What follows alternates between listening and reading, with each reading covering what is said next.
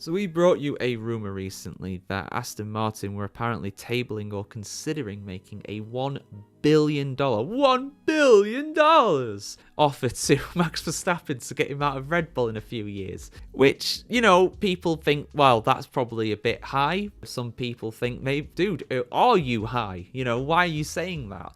But at the end of the day, I think the number is, I think that's probably a bit blown out of proportion. And not everybody's happy about these rumours. Dr. Helmut Marko of Red Bull Racing is one of those people. He is very much annoyed at these rumours. He's hit back at those rumours as well. So I've got the full story here for you guys. I do not have the article, unfortunately, but I do have the story itself. So I'll just get into this, guys. So and read it out for you, as I do every now and again when the article itself is not on the site yet.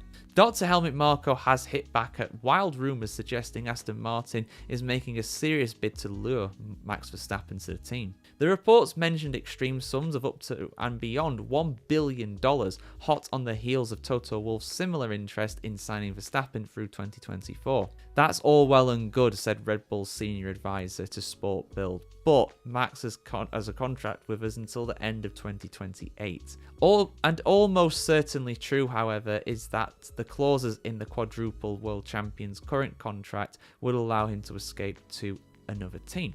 I don't make any statements about the context of the contract, Marko insisted, but we are confident that we can give Max a good car. So it sounds like there might be clauses in there, but Marko's not worried about having to use them. Based on the data, our engineers are optimistic, and I also know how loyal and grateful Max is to Red Bull. That's why he will be a Red Bull driver in 26 and as a 5-time world champion as well. Confident. Nonetheless, the Austrian admits that Red Bull will face another tough challenge in 2024.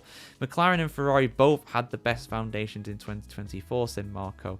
The disadvantage for those teams, he added, is that they do not have Verstappen at the wheel though. Both teams can build on their strong foundation now, said Marko.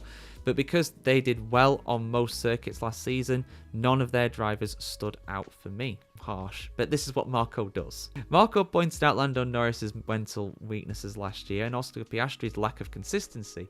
As for Ferrari's 2025 lineup, he told Sport Bild, Charles Leclerc is good in qualifying, but he makes a lot of mistakes in the races, and Lewis Hamilton still has the speed, but over a whole season, I have my doubts about that. Even if he is good in a Ferrari, we only give Max a mediocre Red Bull. I would put my money on Max. I mean, given previous form and given last season, I can see why he thinks that, and he would not be alone in doing that either. And if Hamilton's start at Ferrari does not go as he had hoped, he should be careful not to get into a negative spiral like he did at Mercedes.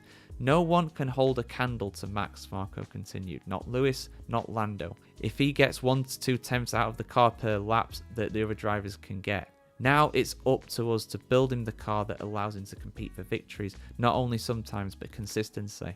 Our working window must become larger, he continued. That is the key thing as well. The working window of the Red Bull, allowing a setup that is more driver friendly, for lack of a better term, to be used on the car and still be quick. You know, those are two big things at the end of the day. So yeah, I mean, you'd be hard pressed not to go for Max Verstappen for the championship this year. I'd be shocked if he's not the bookies' favourite, but I would also not be shocked if Red Bull are not the constructors favourites for the constructors championship, I should say. I would say that McLaren and Ferrari overall are more likely, in my opinion, but the Drivers' Championship, that is where the real prestige is. You know, the money is in the constructors. That's what the constructors themselves care about. But relatively, the fans and everybody like that, they care about the Drivers' Champion. You don't often, unless you're a nerd like me, you don't often remember who wins the Constructors' Championship in a given year. You remember the driver, though, usually. So, let's see what happens. Let's see what happens. I mean, those rumours are wild, to say the least, but it wouldn't surprise me if Max Verstappen does go to Aston Martin one day. It really wouldn't, but